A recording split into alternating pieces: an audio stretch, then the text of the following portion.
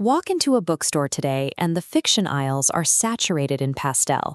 Readers expect a specific set of tools from an Emily Henry novel: sharp banter, a cozy setting, and a reliable emotional payoff that lands exactly when it should.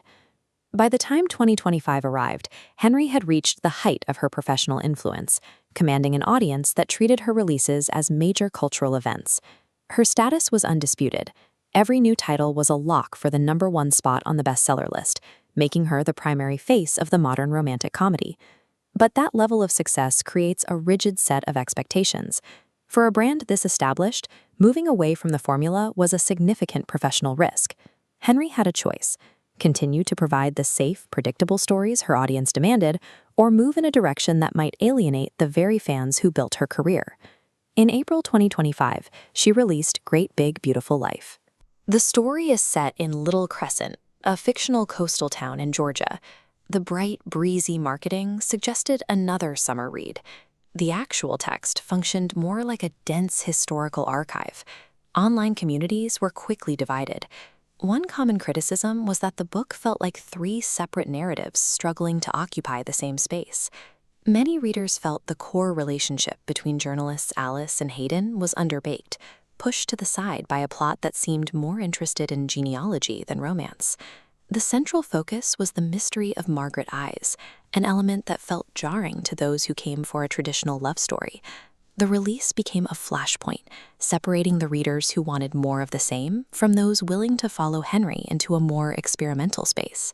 The book's structure is built on a dual timeline, layering a contemporary journalistic competition over a sprawling 1970s memoir.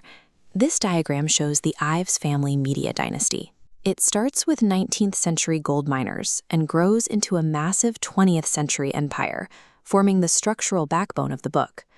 Henry drew inspiration from real-world American dynasties, like the Hearsts and the Kennedys, to create this sense of tragic historical weight. The character of Margaret Ives is framed as a tabloid princess, a socialite whose life serves as a commentary on our celebrity culture.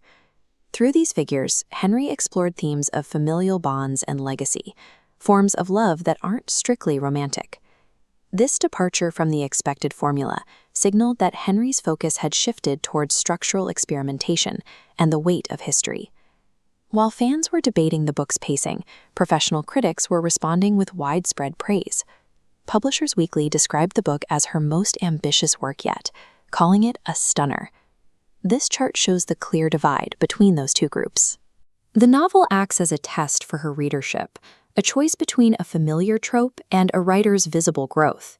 Critical bodies were evaluating the novel on its own terms, seeing a successful execution of literary fiction that prioritized character depth over romance genre conventions.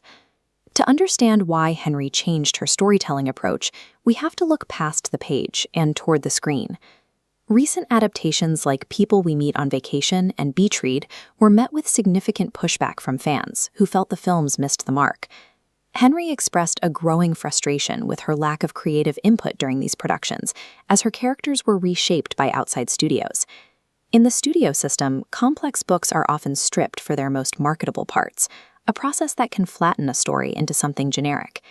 Henry took a different path with Great Big Beautiful Life, choosing to retain the film rights to the story herself. The result is a novel that is difficult for a traditional studio to simplify. Its multi-generational structure ensures that any adaptation requires a more nuanced approach than her earlier, more straightforward rom-coms. This business strategy culminated in a final reveal. Henry is writing the screenplay for the film adaptation herself. By creating an epic that spans several generations, she has produced a story that she alone is equipped to navigate on screen.